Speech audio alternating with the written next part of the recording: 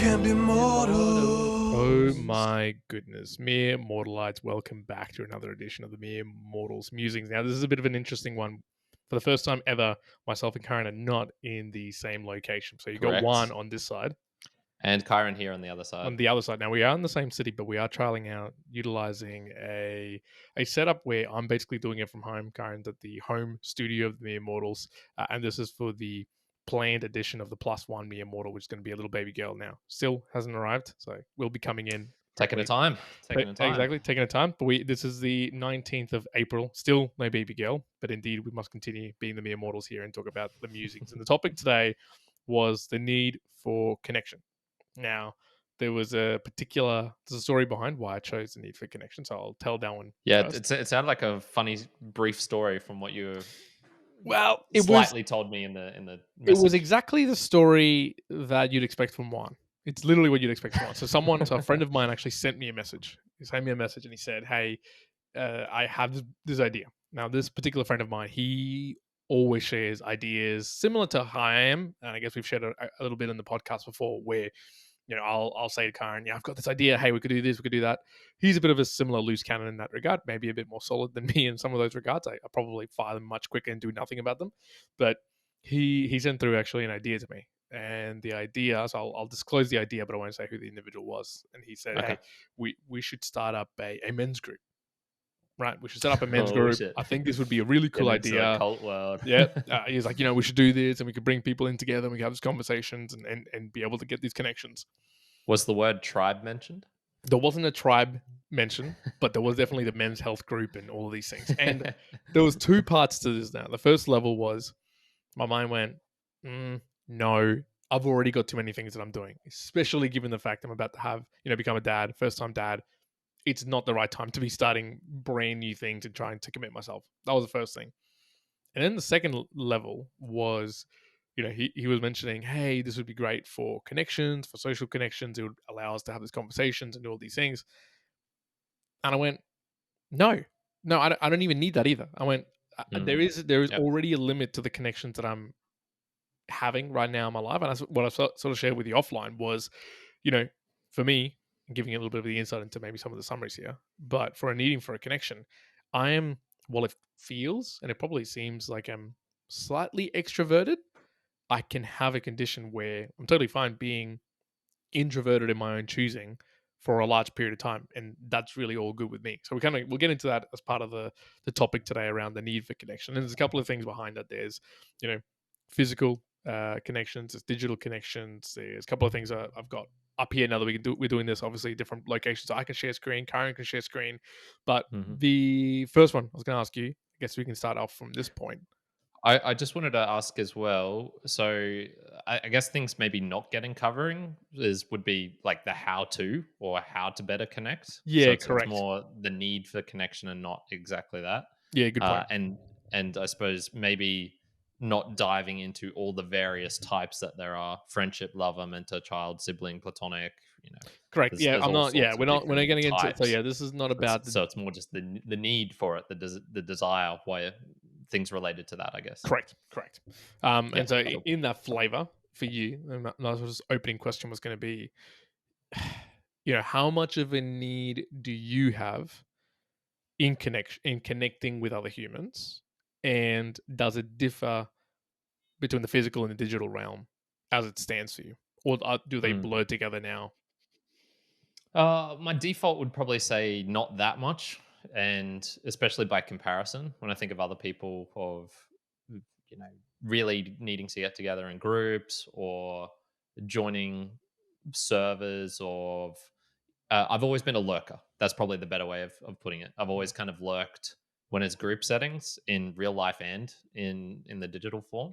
So especially on forums, I remember I'm pretty sure I set a goal for myself once to write something to do a post.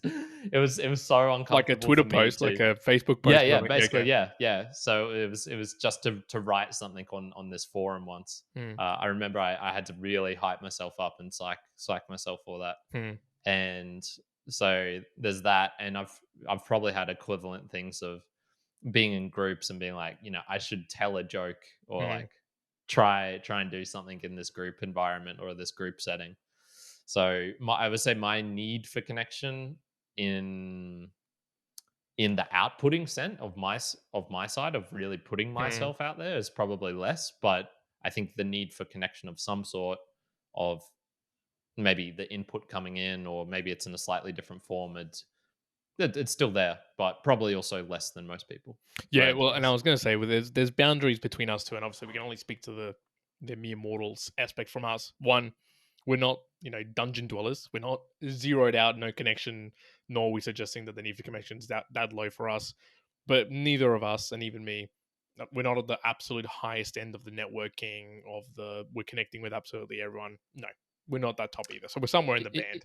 Even between ourselves, I can probably count the number of times that we've hugged each other. It's not, Wouldn't be it's many. not like Yeah. every time. Mhm. We lived together for what, 2 years, and the amount of physical contact we had between each other in the house was almost zero. Well, and here's an interesting one. So the need for connection, I think I won't go down the path of defining connection, but for me personally, like I guess for me, similar question back to me around what's the need for connection. It is very different and kind of connects to that query. So someone saying like, oh hey, we'll let's do this group, and for me, I was like, no, if I want to have the connections, I'll just do it myself. In a similar sense, like probably with French, we don't hug that much. Now, it's not to say that people do or don't, and what's right or what's wrong. But even for me, with the family, like there wasn't that much need for connection in that perspective. Like there wasn't, and even to this day, it's not like we hug. And if my dad listens to this, we hug nowadays. But dude, it's like the most like soft.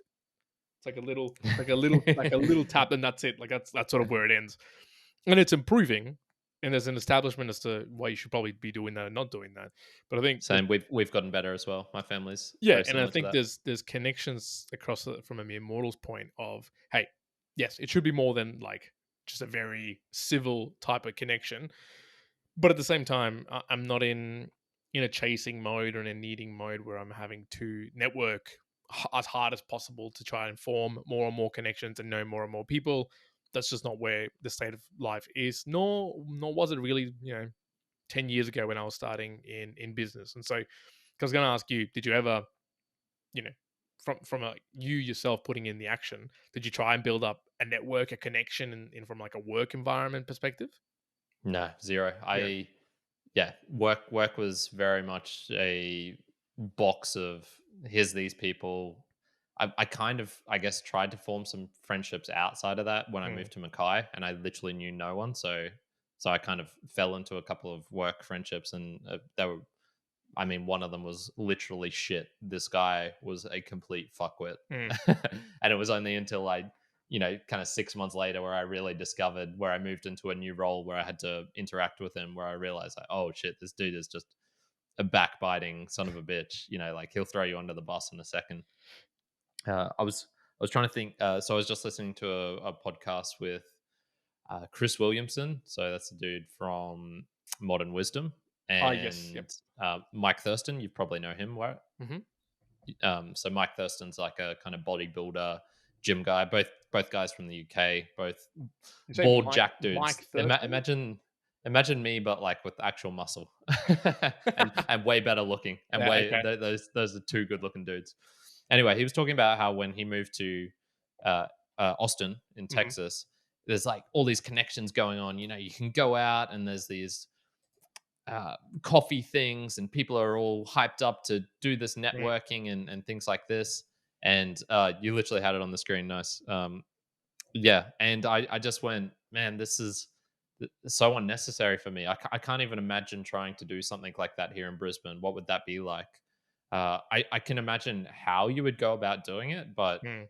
my desire or need for it is so low. Easier. Yeah, well, there was a similar example. I know that, well, look at people like Tim Ferriss and a few others. They moved out of the Bay Area because, well, one, they probably had kind of made it so you don't need the further connection. But two, just getting away from the hustle and bustle of, let's go get 3 coffees, 4 coffees every day and do all these connections. So there was a one individual, Chris Saka, I think it was, who was like a venture capitalist who's same. He like went out and moved to Bumhut bumfuck who knows where, just so people wouldn't approach him, but he's still being able to get as much done.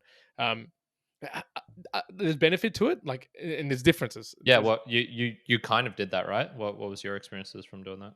In terms of what, like networking and connecting with Yeah, people. especially in a work type Well, and context. see, and this is the differentiation I wanted to do on this part, which was there's a difference between connection and a network. That's kind of two different things, and you can get mismatched because you can network with people. So I'd be kind of happy to still network and probably continue networking, but you can do that in such a variety of ways. It's not just the notion of, hey, I'm talking to you in person. It could be you're networking by sharing value through digital means. It could be like talking on a podcast and trying to connect with other people and doing interviews, right? You can build up a network, but I'm not necessarily going to say that, say, someone like a Nick Blair, Jeff Yu, other people, they're not necessarily connections. The people who we know and we've talked to, and you could say they're part of your network, but they don't really fit the bill from a connections perspective. And so there's sort of like a boundary there. So I would say if I was to look at networking from an even business perspective and being like, oh, I've got to make connections here, for the majority of the part, I could probably count on my hands the amount of people who I still stay connected with realistically. And there's that differentiation. Not to say that it's a bad thing to not have that many, or if you do want to have more. But I think for me, there was really no need in continuing some of these connections. Another perspective is, so I've worked in a couple of different places now across Australia, and there's quite a few connections across the board where sometimes I'll keep the connection going, as in I'll send messages. There might be some interactions on the digital ways, but some, they might send a message here and there where they say, "Oh, we should catch up. We should connect." And I kind of Mhm. similarly go, like, I don't prompt it. I'm not prompting it to go, "Oh yeah, cool. Like, let's go out of our way." Yeah, No, yeah, it's yeah. part of the network, not the connection that I want to continue to foster, I guess. And I was actually going to show you this because, and I think you know about this, but I wanted to pull it up because we can share screen. So I love this. And how to just up the four. One's in absolute presentation mode here. I'm in heaven. I'm in heaven, dude. So, but it was, about And Dunbar. I'm here struggling to find the button between preview and live, and And I'm over here just playing around. By the way, folks, we're using a different way of sort of talking to each other and showcasing things. So would appreciate if people are listening to this live, or importantly afterwards and checking out the video, give us some feedback around it as well, just to see how we're playing around with it. so and I still will be creating the images, I suppose, and putting this in the chapters. So hopefully it won't be too disconnected from what Juan's actually showing on the screen. Correct. So this particular one, this article here, and please remind me as well. I'll send you through the links for this things as well. Yes, So please. Yep. the study, just constructing Dunbar's number, just something to put up. But you've heard of Dunbar's number as well. Yep. Yeah, Bunch of cool. times. So for people who don't particularly know about it, it's just that sort of the proposition of Dunbar's number is that an individual, a human, can maintain about social relationships of about 150 people, or 150 is the network number. So that's sort of what that sort of states. Now, this article is going through why it might be real, why it might not be Yeah. not, So or whatever else. usually that is referring to kind of some ancestral heritage of us, where the most that we had in a group in a kind of hunter gathering type situation was 150 people. Mhm. And this is that we had this for so long that our brains evolved to only be able to remember roughly 150 people, which is what you kind of expect for a hunter gatherer Like a tribe with tribe. maybe, yeah, 30 men, 40 women, and 60 babies, and a couple of grandparents or Yeah, something like no, that. that's a good So call out. And I think yeah. at least it was interesting to me. This article was just trying to say, or deconstructing, that the actual confidence intervals, 95% confidence intervals, sort of place it between the actual number being 2 and 520 people. So Mhm. you know, is that super helpful? Not particularly, but at least I'm going to go, hey, at least even if it's a max of 520 people, when I go to my Twitter, I've got 1,200 followers. When I go to Yeah. my Instagram, we got other socials, we go to our mere mortal socials, we got 4,000 plus. Even if the max of those numbers of the Dunbar numbers like 520 help, go higher, 1,000, you're not effectively making those connections. And we can tell you right now, folks, between me and Karen, we couldn't tell you all 4,000 plus followers on the Instagram model at all right now. Not No, even a no, clue. no way. No. But for me, I think it's probably it's a differentiation between, hey, that's the like the network is there, and it's not the connection that you have to go and increase or make more prosperous or spend the energy or the time in. But then there's like our tight knit community that's supporting us in the value for value space. It's kind of following us out, which is family, there's friends, and there's other people across the world who are tuning in and supporting the podcast. Those to me are, hey, that's the important connections. So this going into sort of more, well, it's digital slash physical slash all sort of melded together. And tying it back to that initial story, I went, for me, in the importance of making connections, it also very much depends on where the value is that can be shared both ways. And so thinking of the example on the, making a men's group or making a group or whatever you want to do around it, there's not entirely like there is some value, but there's not a truckload of value of me going to a setup and having a load of conversation about what's happening in my life, because I kind of already get that with my partner. I kind of already get that with you, friends, family. That's it. I already have that. Another outlet for that is not really the case. But for me, making connections is really important when there's value that's associated to both parties, where it can be in the positive sense. So for me, making connections with the people who are supporting our podcast, people who are close to me, people who I'm connected with my very direct work sense or otherwise, I go, oh, well, there's a very clear exchange of value here where it's important to make these connections and continue those to be fostered and the like, which is why keep using Discord channels / other means to kind of keep people connected in that way. What do you think about there's a kind of bucket, or I suppose it is this Dunbar's number, and that is why people rarely make friends when they're older. And so you've already kind of topped yourself out in a sense. I think there is part of it would play into that. But then I also, so here's another little story. So Adam Curry is, in my opinion, like a fucking genius, an amazing person. First time I saw him on Joe Rogan, I was blown away, and I didn't even know anything. He hadn't even started podcasting 2.0 yet. It was just like, holy shit, this is an amazing dude. Thinking of like trying to get access to someone like that, you would go like, oh man, this is impossible. He must be inundated with connections. He's got a show, no agenda. Million listeners at least regularly. That dude's cup must be just so overflowing. How could you even think of being another connection in that? But I stumbled across something the other day, and he's talked about it a couple of times, and it's a valueforvalue.info. And so this is kind of him putting together a lot of his, and so that's the value with the number 4 and then value.info. And he's putting together some kind of like blog type resources things. And I was just checking it out. I'd heard of it a couple of times, but I'd never gone to it. Silly me, I should have gone to it way earlier. And I was looking around in kind of the context areas of it. I might even see if I can just bring this up on my screen bring it up now, for us. just so you get a little feel for it. And as I was just doing this, I kind of went, oh wait, there's a kind of like hidden section here of the contribute and whatnot. And so I went over to there and I saw, okay, there's, the Twitter, and they recommend using the hashtag V for V. And then they've got this thing called Matrix. Do you know what Matrix is? No. Okay, so Matrix is it's basically a service where it's kind of like a Discord or a Telegram or a Signal, but for the real nerds, they love this shit. And it is a messaging service, but I think it's just kind of like the latest and greatest in terms of privacy and things like that.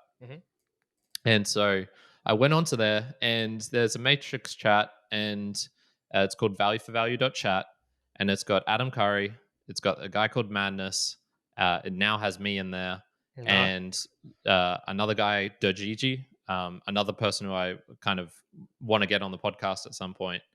And I'm just like, holy shit, there's just like 5 guys in here messaging, you could have access to fucking Adam Curry just Have like randomly a touch. Yeah. in this crazy place. Dang. One of the problems with the sharing of the screen is I need to stop that. I needed to like click the right one. Let me see if I can quickly jump in here again. I think it was this one here. Do you see that Yep. appearing on your I screen do. now? Yeah. So it's got Adam Curry. So it was me coming in, and I was just asking like, oh, I'm thinking of starting up the Value for Value podcast again. Here's a couple of my ideas. What do you guys think of this? And it's got Gigi and Adam responding to me. Mitch Downey's in there, the creator of Podverse. So I was just like, holy shit! There is actually opportunities. This need for connection with certain people. I think it is doable as well, and in certain locations, you just got to kind of find it, do the work for it. So even though I know there's maybe slightly straying off, but if you like desperately need to connect with Beyonce or something like that, I reckon there's kind of ways that you could go about doing it. Maybe it's different for those high top tier people who have armies of assistants and stuff. But Well, it's almost like armies of layers of getting to those individuals. But yeah, I think let's touch into a little bit of the, maybe the theoretical of what would you do with some of these connections, especially what you just shared then, and a little bit more of the digital physical sort of like barrier. yeah. I got a question related to that. Should we do Boostagrams first? Exactly, but we're going to do the Boostagram Lounge first. Now, have you got any little audios that we can do as we transition into the I haven't sorted that out yet. Do you want to play a random one as we go? I'll play a random drum roll one. There we go. There you go. I love it. So, folks, we got the Be Immortals Boostagram Lounge now. We were just talking. Karen's has been talking about Adam Curry and the Valley for Valley and whatnot. And if you're new to all of this, in essence, we here at the Mere Mortals, our podcasts are supported by being a Value for Value podcast, and so you can share through value through to us, and that is in essence Satoshi's coming through from a streaming perspective, or it can be Boostagrams, which we essentially read out here in the Boostagram Lounge. So I'm going to actually pull that up and read it through, and we'll talk about it at the very end of the podcast as well, how you can go about it. Again, we can kind of help you out as well if you need that. And a couple of little changes I made recently to it as well. Yep. Beauty. Okay, so I'm not sure if you read many last week, Karen. So I should have read up to where we normally get to. So yeah, you should be going from the 12th. 12th of April, cool. So you did do Macintoshes. Yep. Awesome. Beauty. Yes. Well, so this one did come a little while ago, and we talked about it on the podcast, but I guess now we formally got it in the Satoshi input. So that's 100,000 sats come through from Nathaniel.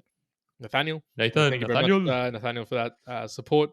I had a big walk with him. I had an hour walk conversation just the other day.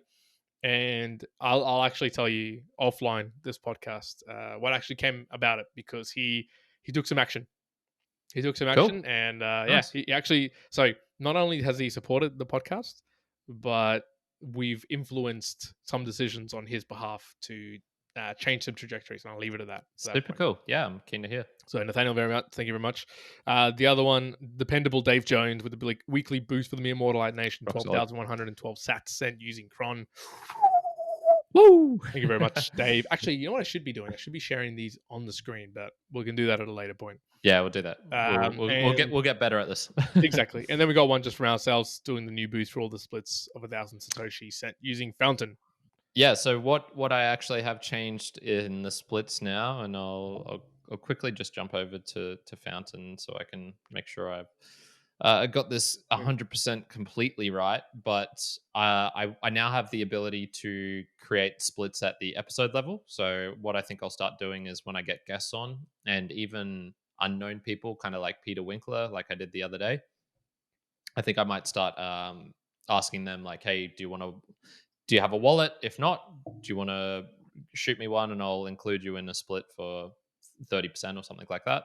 Yep. And yeah, so what I've got at the moment is standard 1% for the podcast index, Fountain 4% for kind of hosting all of the what they're doing here, I've chucked in Podverse for 3% because I just want them to kind of like encourage them to keep creating cool stuff. I Mhm. really like what they're doing over at Podverse, Mitch. And then I've actually put Dave Jones in for 2% as a thank you for like just being an absolute legend Yeah, that's and good. creating He all of probably this deserves an stuff. extra So couple of percentage, but yeah, he has been legend in helping you out with a lot of things.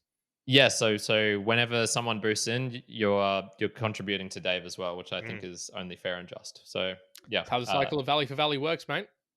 yeah, and yeah, that's something I think I'll want to play around with a bit in the future. Mm. You know, when Podfan starts coming online, maybe I'll just start chucking him into some splits. Yeah, I think it's the split kind of functionality is kind of one of the key features for what's going on. And I'm going to reiterate this. I remember I said this to you a while ago that the next kind of like crypto theme, what it'll be, you know, and Mm. at first it was just the idea of digital scarcity. Then it was kind of DeFi in 2017. The one after that, 2021, was kind of NFTs. Mhm. I'm still putting kind of value for value and splits down That's the next as big what's thing. gonna be the 2025 one. There you Yeah, go. Calling it out early. We got it yeah. wrong with COVID, but we'll get it right with the splits, folks.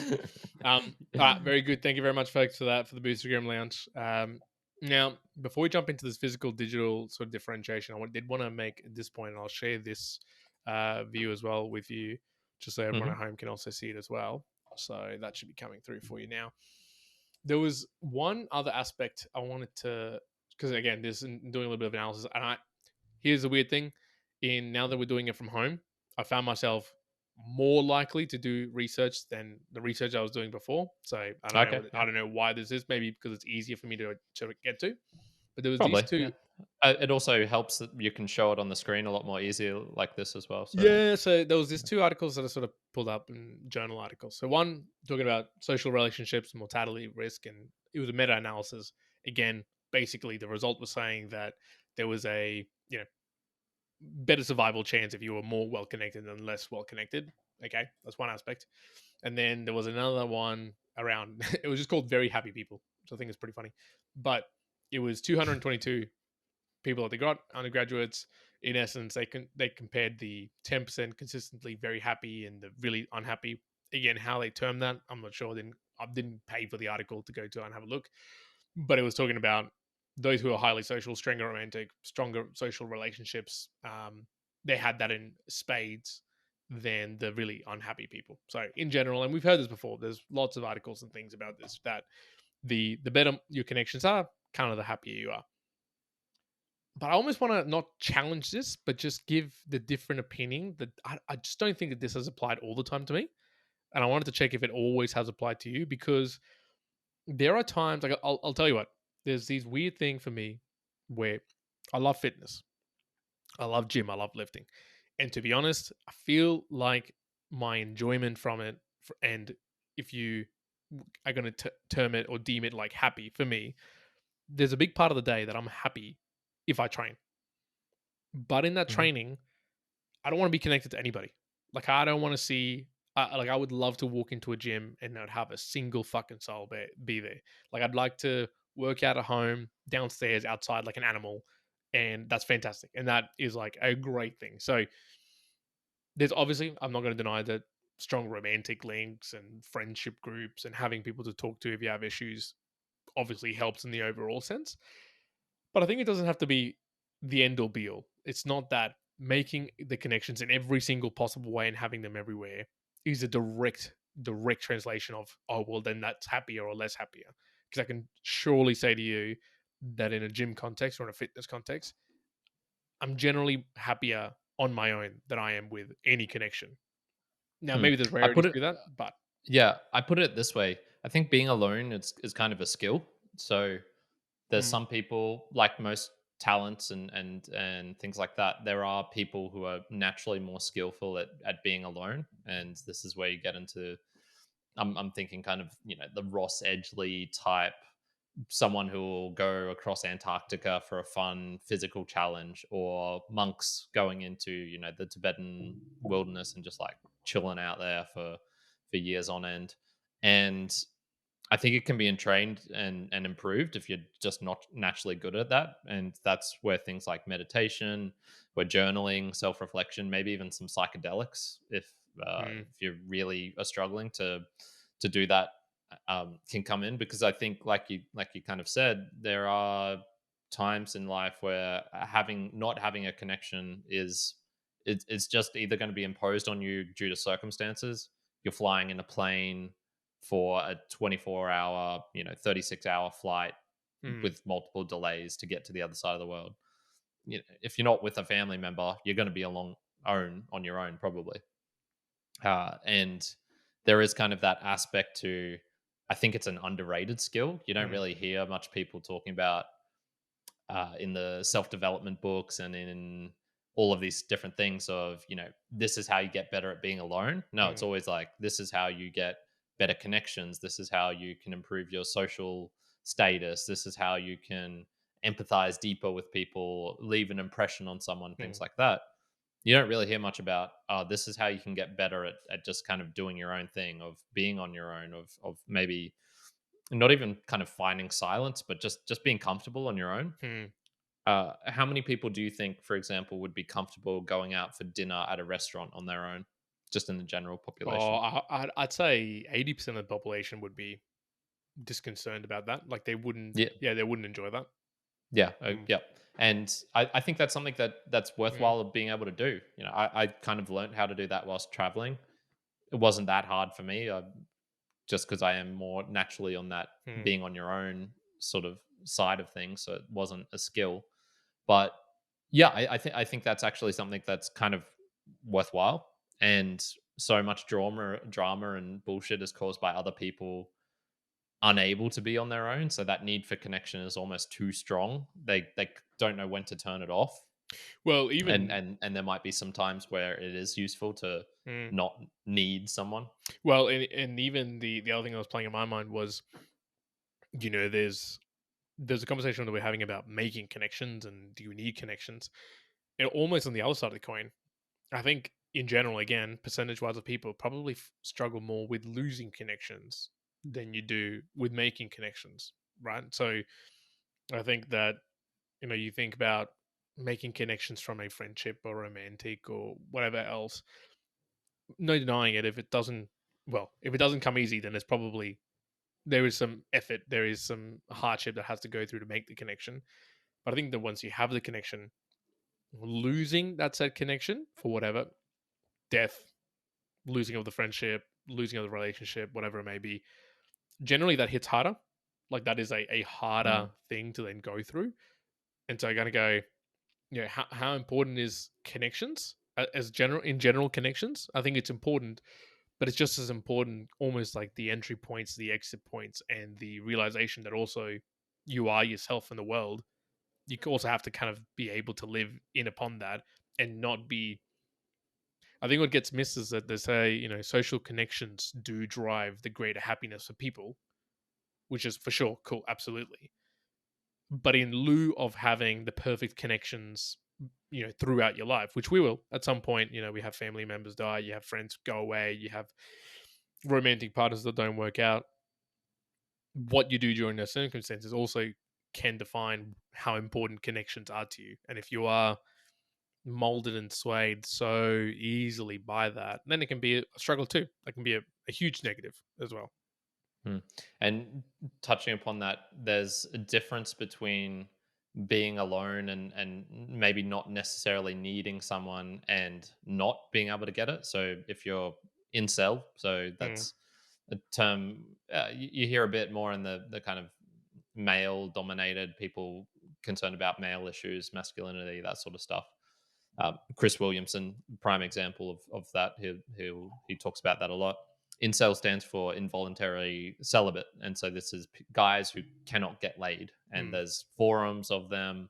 Uh, I noticed a bit of this in the days of kind of like the Roosh V pickup artists. There would always be this kind of section which was was bitter against women, and they didn't kind of grasp the self development sort of aspect, and mm, they preferred more the fuck it, let's burn the world, screw these, like, men going their own way. They don't even want to participate in that. Yep. I don't think that's the same thing.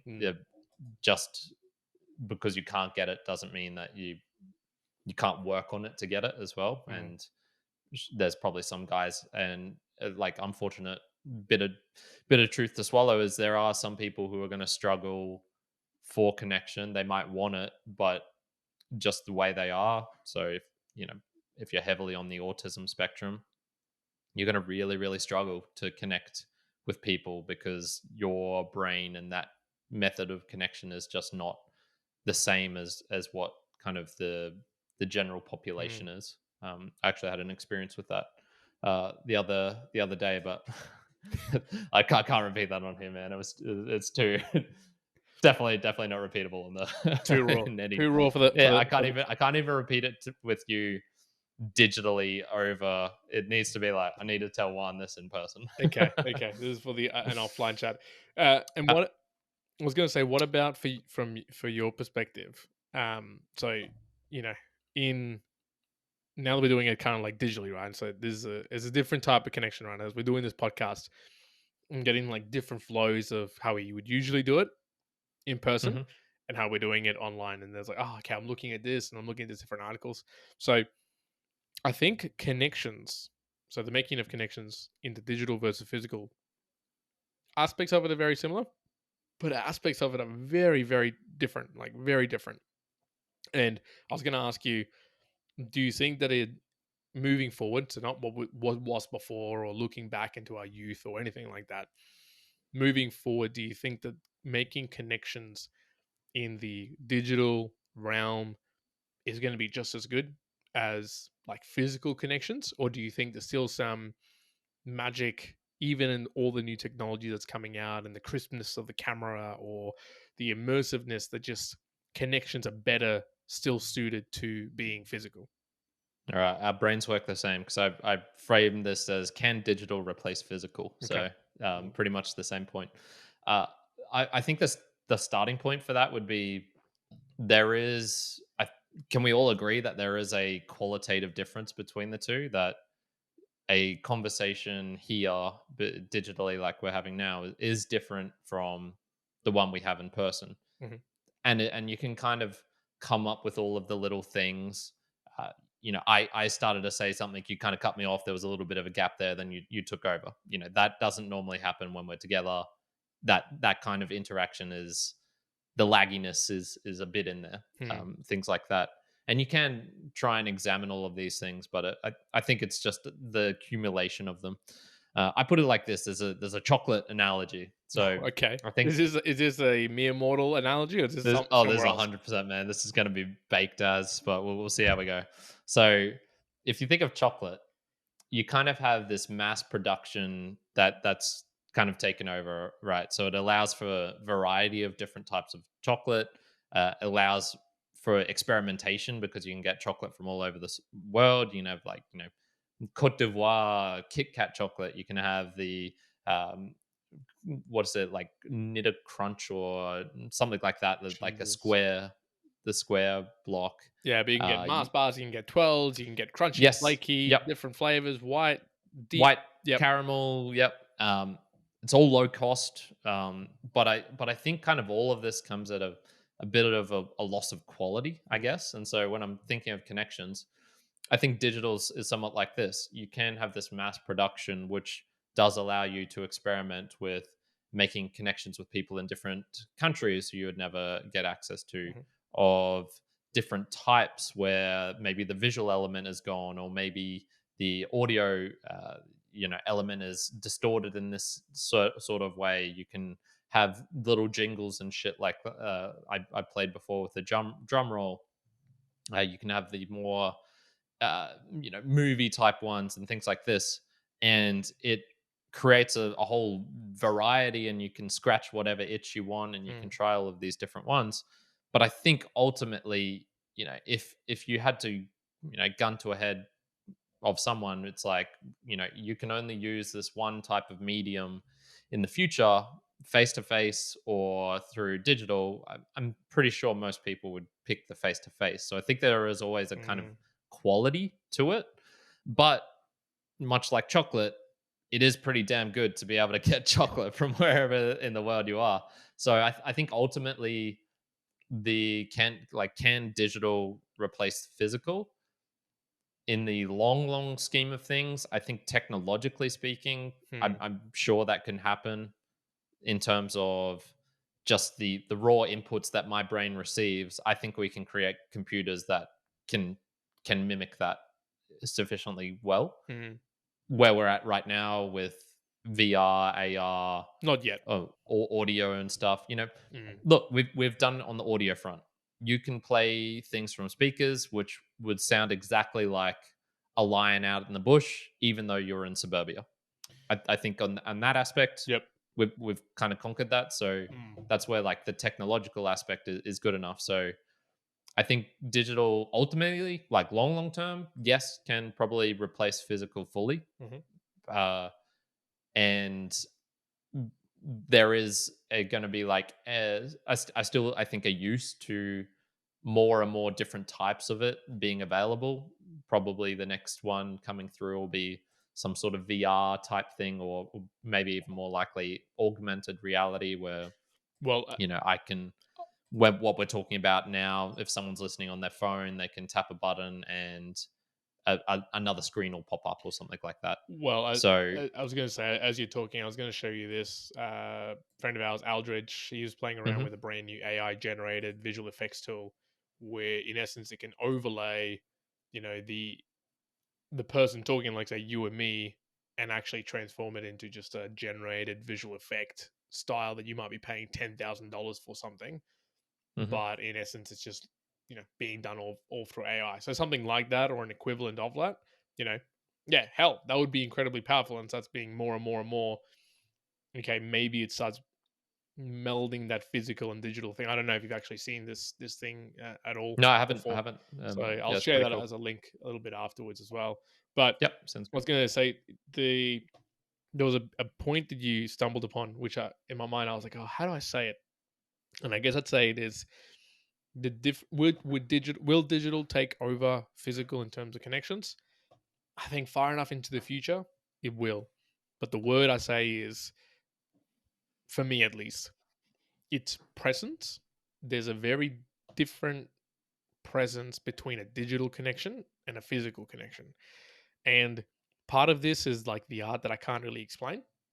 But the best way I can kind of share it is, I think if I was to meet people in person, I'm not going to say all individuals, but if I was to meet most mere mortals in person, the connection I'd be able to make in person physically by the way of presence, and that might be a default assertive, that might be just the way that you are from a size perspective, by talking, by your hand signals, by touches, by whatever. There is a level of presence which almost imbues you as the other individual in the connection, to want to connect, to maintain, foster the connection, follow up the conversations, or to similarly not. Where in digital, no matter what, right now, that isn't the case. And I think we're still really, really far off from that sort of level. It kind of almost, makes me think as well, at the moment, you're going out and connecting with girls out at the moment in the local area and out and about. If you have to all of a sudden You make it sound like I'm one of those. I'm the type of guy that'll pop up on like the old ladies. You know how it's like there's local guys in your area. yeah, Karen. When you see the reel, that's Karen on the bottom right.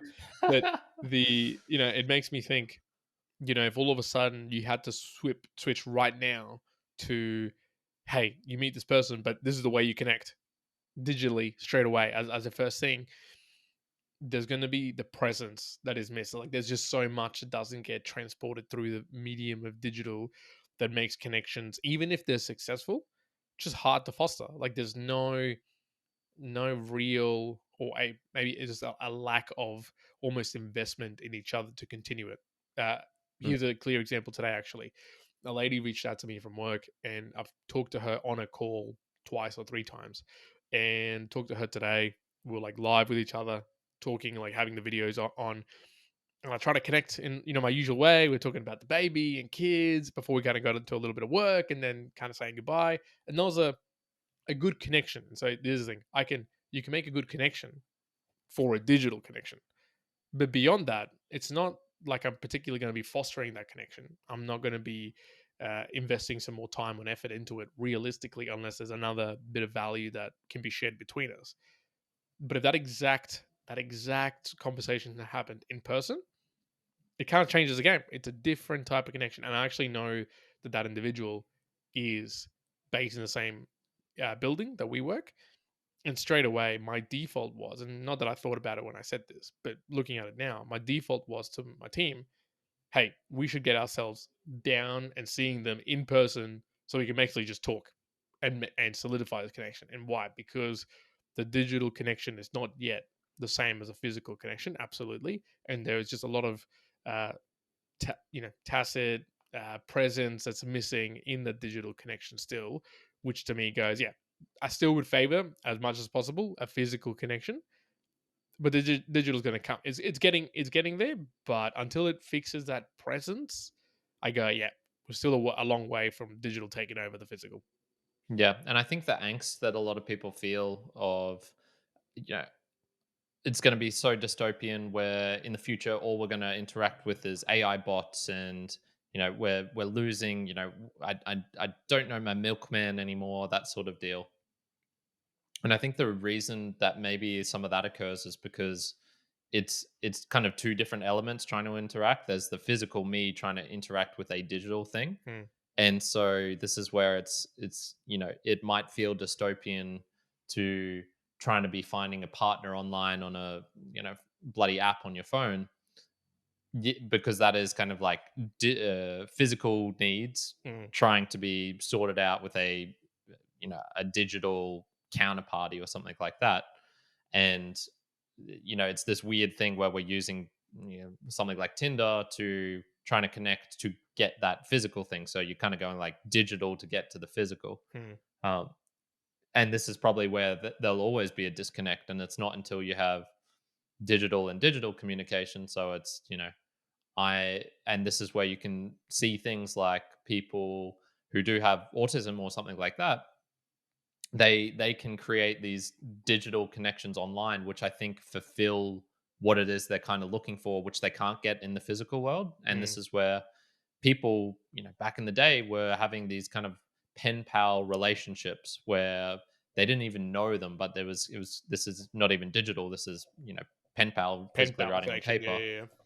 But then people were doing this through emails. Before there was dating apps, there was the kind of like dating forums, or IRC, the internet relay chats and things like that. And I think that is more than a valid way of having a physical connection that's kind of been transmutated or something into a digital one. And it works because it's kind of digital and digital, not trying to like take these physical connections that I want with maybe like a partner and relationship, Hmm. and trying to fulfill that with an AI bot through texting. Yeah, that obviously that's not going to work. Hmm. But if a lot more of my life is in this kind of digital realm, yeah, I can kind of see that being like, okay, yeah, you know what, having a relationship with an AI bot, if so much of my time is kind of spent in a some sort of digital world, yeah, yeah, sure, why not? There you go, folks. 5 years from now. He's given up. 5 years from now, we're going to see Karen's like we're going to be the first robot baby and family coming from Karen. That's It'll gonna be be it. and they'll be all living in the digital world. It'll be like all virtual reality. You'll be like, I've got a family and a partner. Yeah, she lives in this digital space. Yeah, our relationship is purely digital, so I can still play in the physical. I can't wait to hear this A- sort of conversations. and the baby comes out, and it's like a different skin tone of what would have been mixed with mine and hers, and it's like, how could she? It'll be a metallic baby boy. Um, Hmm. I mean, in summary, when I'm looking at it, right, when I think of connections, and I go, where would I sit as a mere mortal in the spectrum of the mere mortals? What could I say in connections? And I go, I don't know if this sounds right, but I almost want to be leveraged towards the side of I'd rather be being hunted for connection than being the one hunting for connection. So I almost would say I think it's good to have a really broad network. Again, difference, broad network, and then have enough of connections that for you yourself are happy with. So, take an example for me. Partnership, got the connection. Going to be building the family, connection. My own family, as in like, my parental mum, dad, sister, connections there. Friendships, there's enough connection there. And from work perspective, there's enough connections there. Could there be, I go, there's enough connections there on my part. If there's more connections that are going to be needed, it's not going to be necessarily from me pulling the connections. It's going to be connections getting pushed upon me, aka someone wants to connect with me and they have to pierce the veil or the sphere of importance in my life. And if it gets through and it, makes it obvious that I want to keep them within that sphere, awesome, cool. You'll stick around.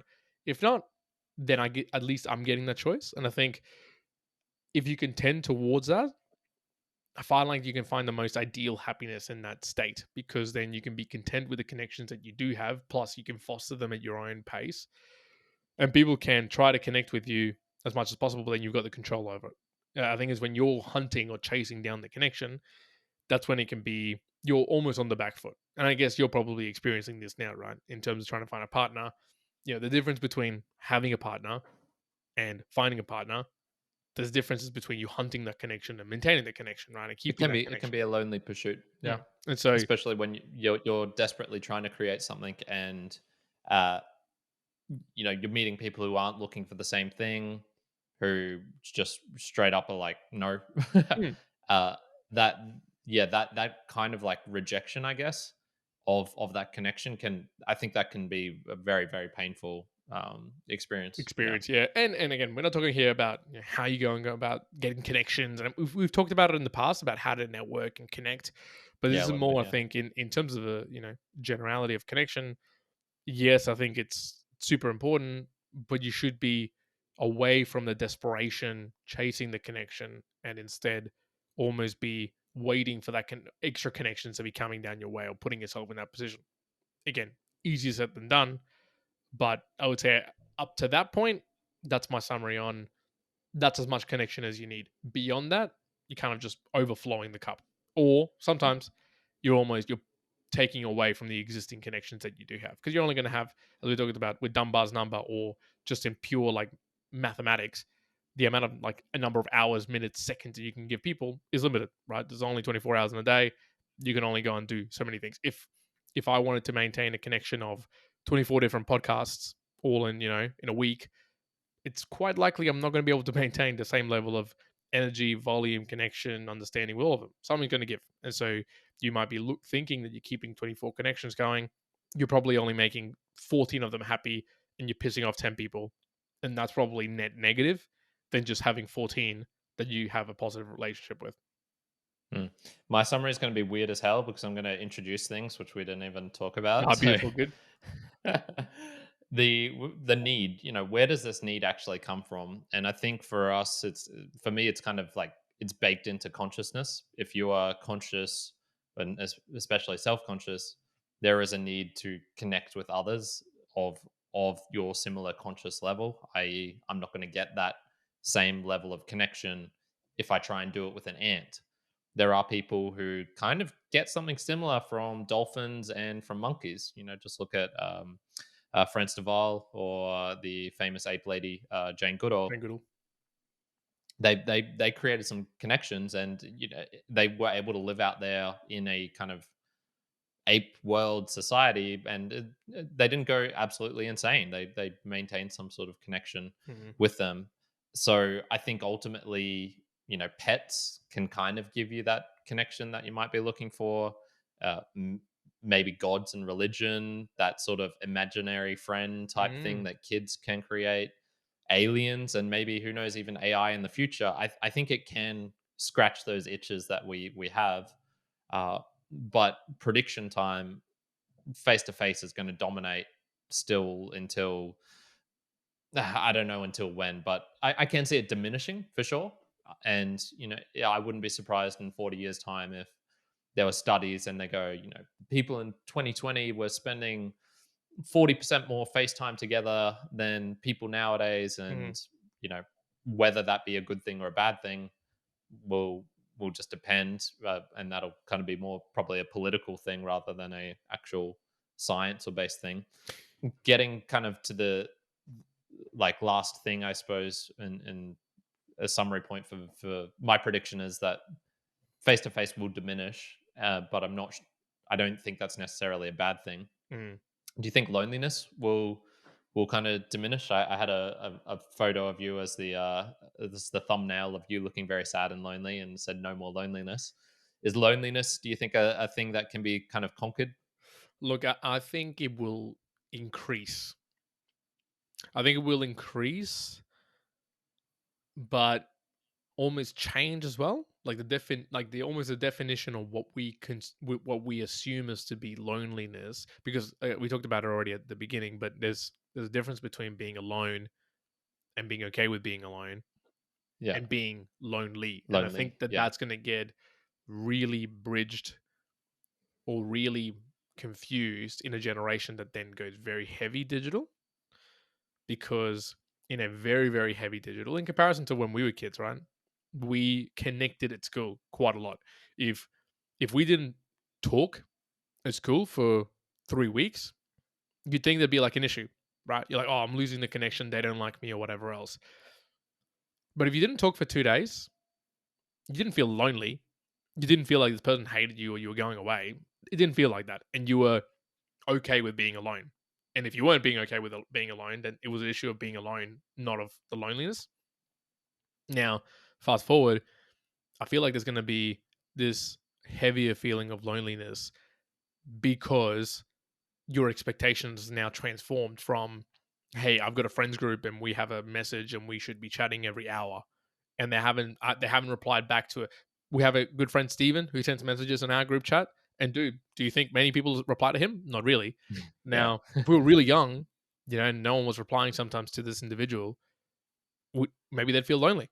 Maybe there'd be this assumption like, oh shit, I've got all these group of friends right here digitally, but they're not I replying. sent the wrong thing. Yeah, did I say Yeah. the wrong thing? Mm. Where we didn't really have that. We were like, well, we didn't assume that to be loneliness, but I could see that propagating, getting worse in the digital when the expectation of connection is at a higher throughput than what it used to be. Because connections with me and a lot of friends that we have now is, I'm okay with the cadence being once every 3 months, once every 4 months of connection. Some critical people, family, really close friends, sure, it's way more.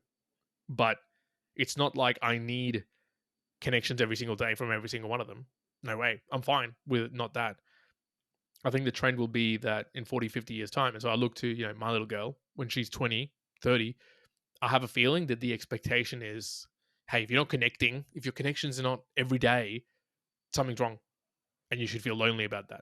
Almost implicitly, not people saying it outright. It's just kind of like the expectation. So I think there'll be more loneliness, and there will have to be an uphill battle of teaching people the difference between the being alone and being lonely. Hmm. Yeah, that was a good point you made, because there's an analogy already here, which is people in cities. They can be surrounded by thousands. They could be in the same building as thousands of people. Their net Hmm. space is so shrunk compared to 300 years ago in the village or in the farm, and yet they can be absolutely abjectly lonely. Hmm. So and yet they're surrounded by people. So that I think that you kind of bang on with that. The flavor, the definition of loneliness probably could Hmm. change, and it might, end up being one of those words, those random Japanese words where it's, the a subtle art of, doing the same thing over and over and again each day and trying to minusculely get better. The Hmm. word for that, there might be a word for the loneliness that can kind of come from the digital sphere. You're connected with everyone, you're receiving so much more input, and yet it can still feel like Like there you're not is connected. a lacking of connection, Yeah. or there's a qualitative difference or Yeah. something. And so you got to be wary of that, because, yeah, I mean, you think to today or even, many years back, when you had when you had a talk or a message, like there was a certain level of hardship of energy that you needed to do that. So if you were getting a call from a friend when you were back in, primary school for us, holy shit, like that person's putting in some energy to go and get you because, there's minutes, there's dollars is being spent. Yeah. I remember Oh, man, I paying forgot money about for that. text Yeah. messages. And so, Yeah, true. nowadays, dude, you could just, we're in the age, and it'll continue to change, where you can post a video, you can post on TikTok and get 1,000 comments, and people will believe that, hey, I've made 1,000 connections. No, you haven't. That's not the same thing. That's a network at best. And so, just as easily as it can be entered into the realm of your existence, into your bubble, just as quickly as it's going to go out. And so that's why I kind of center myself in, where would I put myself in terms of, wanting the connections. Let it be connections that come into your bubble, and then you get to choose whether you keep them or not, as long as you're keeping your core bubble of connections, quite safe and content, because that's what it's going to matter the most. Yeah, good sum up, man. There you Nothing to go. add from That me. is making the connections, folks, here at the Mere Mortals with Musings. Now, well, again, we're doing this in different locations here in Brisbane, but that doesn't mean the valley has dropped off. In fact, Juan has taken it up a notch, put together some article links, some URLs, some images. He had some things prepped.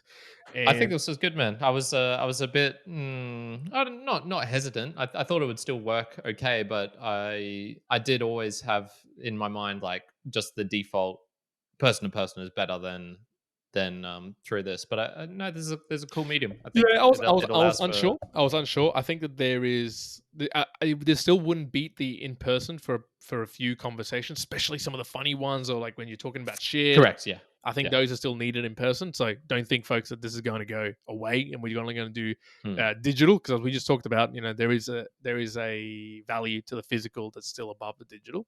But you'll see some more of this, obviously, as we're expecting the baby to come, and I'm sure when baby's here, I might be able to do some of the podcasts with the baby, show the appearance and stuff like that, which will be good. I actually started having these thoughts, and this starting to stray to the side, but in relevancy to the connections, I was thinking, when little girls like 9, 10, 11, dude, it would be really cool to have podcast conversations with your kid around topics like this, and kind of like getting the different understanding between, we have conversations about connections and technology and whatever, and kind of getting a perspective, a very direct perspective from, someone much younger, being like, what's your understanding of connections, of feelings, of Bitcoin, of whatever else.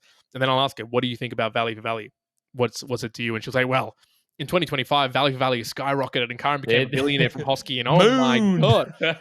So by I sold the Value for Value podcast for. we sold Value for Value podcast to Spotify, and we sold it for $1.2 billion, and we sold 1.2 billion, 122,000 Bitcoin, and yeah, the rest is history. Yeah, nice. But in any case, for folks at home, yes, we are a Value for Value podcast. We just mentioned we do have a Value for Value podcast that Karen was running through season 1, season 2. As he talked about just on this episode alone, there is a third one coming, so be on the lookout for that. He's getting some ideas there from a few different people. So check this out. So if you go to podfans.fm, and if you check out either of the Mere Mortals shows, so this one or the Mere Mortals book reviews, you will see that there is a tab there called Podroll. And this is basically a way for me to recommend shows that I think would be great for my audience to kind of tune in and listen to. So a lot of the times, if you're on a podcasting app, and it'll show, other shows you might enjoy or something like that, those are all just algorithmic generations. They have nothing to do with me. Whereas this is a way where I can recommend. So if you actually go now to podfans.fm, you type in Mere Mortals book reviews, click on that, you'll see that there is a link or a tab, I suppose, is probably the best way of putting it. Well, yeah, one, or maybe even do it as I'm talking here. And that should show the 3 shows that I've recommended. So for this one, it'll be the Mere Mortals book reviews, it'll be the Value for Value podcast, and it'll be Podcasting 2.0. So yeah, there's hopefully going to be easier ways to kind of check that out. If we're talking about another show, and I just mentioned the Value for Value, then it'll in certain apps it'll be able to just be like a clickable link sort of deal, which I think would be super cool. As you say, dude, 2025. That's when we're looking at it. So once again, it won't be from podcasting though. It'll be music. It'll be music. There you go. I think music is the that's like the big opportunity Mm. for something to really revolutionize and Well, change. especially working with the splits and the revenue earning for artists and the like, Yeah, for sure. definitely, man. But look, Definitely. as we're talking through this revenue sharing, Bitcoin, Satoshis, basically, and you heard us talking through there in the Boostagram Lounge. If you do want to support us, you can go to newpodcastapps.com. You can go and Mhm. select any of the podcasting apps there. Some of our favorites are Fountain. You've obviously More and more are growing. more and more are growing. The So there hasn't been a new value one added yet, but a lot more of them, such as Podcast Guru, you Mhm. can now listen to live shows. Which, man, I'm hoping Buzzsprout will get their fucking ass into action and create this. When I get to the next season of the Value for Value, I'm going to be doing it live through there. Uh, on probably the Blueberry host that you saw just at the top there, Mhm. because they allow you to do that. But yeah, there's it's all just getting better, man. It's almost hard to remember back to when, before Fountain was a thing. Mm. We were there Honestly, before Fountain was a thing, and yeah. now it's like the big one. But the biggest thing Um, I'd say for folks as well, if you want to understand more about it as well, look, we do make it as easy as we can. If you can't remember the fountain, if you don't want to follow links, if you go to our website, there are some easy to click links at the very top around our mhm. Instagram and Discord. Yeah, We do, I'm still going to mm, hopefully be adding some more to there soon, correct, and and we making it did a bit call out prettier. Fountain. Fountain is one that both Carnes had conversations with Oscar, the founder of Fountain, but it seems to be the quite the easiest one to listen in and actually send through some satoshis. Regardless, give it a go. I guess our suggestion is give it a go. And if you do have challenges, again, we've supported people to try and support us. Nathaniel as a clear instance, and Mhm. so yeah, all we ask is try and play around with it. It does support us, obviously, in the value that we are providing, given that we're doing this podcast out of our own goodwill, or we do need some sort of monetary funding coming through to Yeah, help support that. we literally just chucked in an extra couple of hundred Mhm. each to get some new recording goodness coming through. So yeah, Exactly. So, definitely at, support exactly, back is even just having it at appreciated. a high quality, being able to do it online, we're doing this to put the podcast out, so we equally do encourage people to support us in that way. And just a final reminder that once you reach boosting in 100,000 sats, we will send you through a shirt, Correct. Mere Mortals podcast. Well, not Mere Mortals podcast, Mere Mortals shirt, I suppose, Mhm.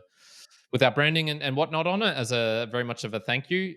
The equivalent cost of that right now is probably about $45 Australian. Mhm. So get in Get while in before Bitcoin it, price is cheap, get because in before it goes. when that hits $1 million, that'll be $1,000 shirt. So you're gonna have to Work hard for it. work Work hard hard for it. for it. Although Yeah. by that point, the inflation will have hit so hard that your eggs will be worth $2,000. So there'll probably be no troubles. All right, me Immortalites. Hope you have enjoyed. Thank you very much for tuning in. For those live and for those who are listening to at a later time, do remember that we go live at 7 p.m. Australian Eastern Standard Time on Wednesdays. I hope you've enjoyed. Me Immortalites. Juan out. Kyron out. Peace.